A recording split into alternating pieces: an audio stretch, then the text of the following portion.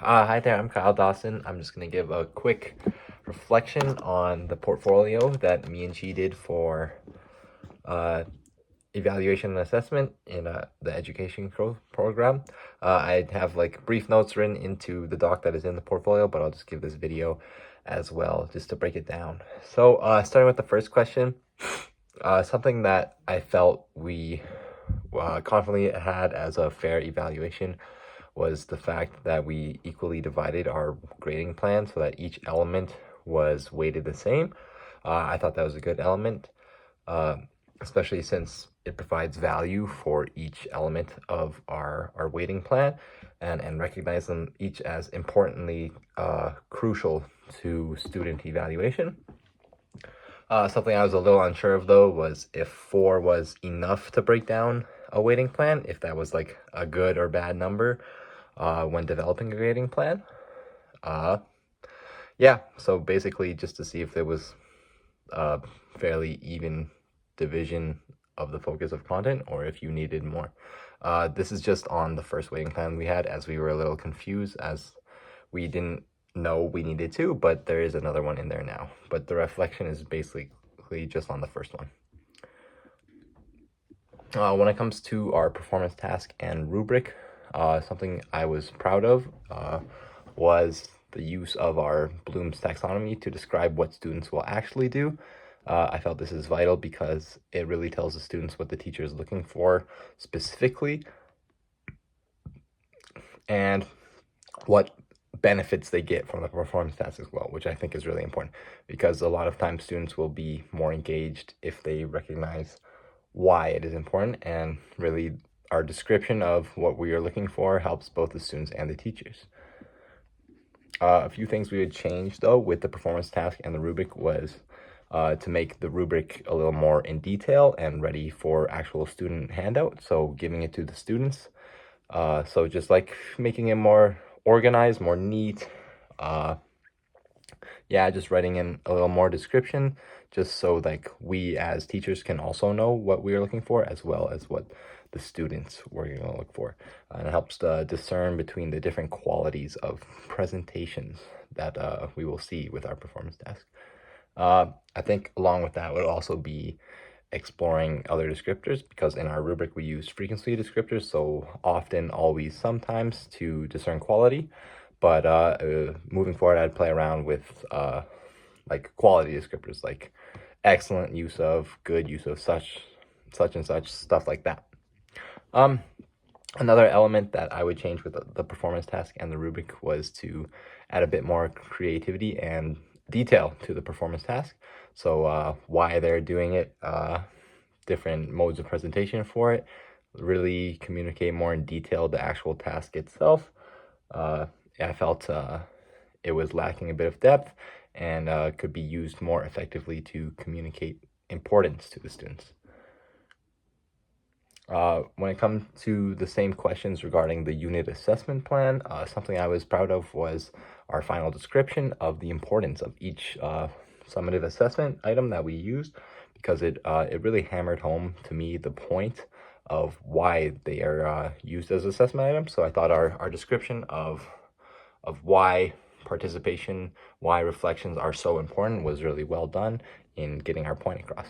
A few things I would argue to change and why were to make skill and sportsmanship observation actually count for something. Like this could perhaps be interrelated to participation or held within that box, because we sort of had it there as formative but not summative, but including it with the summative assessment would really help check the box of the program of studies outcomes, and really make sure we can like actually properly evaluate it instead of just monitor it.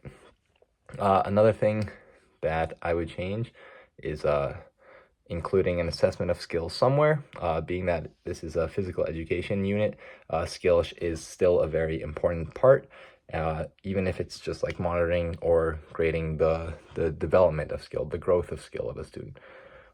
It's a vital part of the physical education program of studies, so just having the assessment of skill would still be important.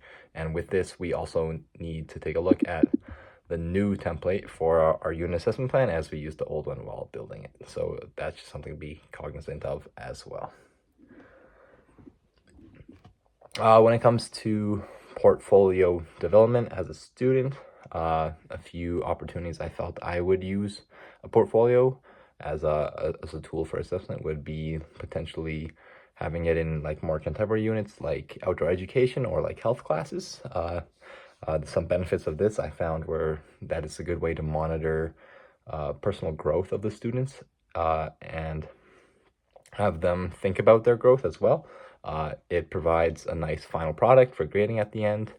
It has the students think about the elements of the program of study themselves in a personal way, and it's a good presentation and organization of assessment tools. A few drawbacks with portfolios, however, I felt as my experience with a student, is that they are long and put a lot of work into developing. So students may be a little less inclined to put a lot of effort into developing one, and it sort of ends up with like a half-assed half-assed product to grade at the end, with like some incomplete items or some items better done than other ones. In terms of physical education as well, portfolio is harder to develop in terms of our content. Something I've learned about myself as an individual through this portfolio is that I often think of an idea to use an assessment or grading breakdown or a task even, and I think of it as idea, but I don't really consider the rationale for why I thought of it, and like the importance of using it in the classroom, why it would be valuable. So moving forward, I think more critically about certain elements that are used and look to truly connect the program of studies more accurately to the applied classroom.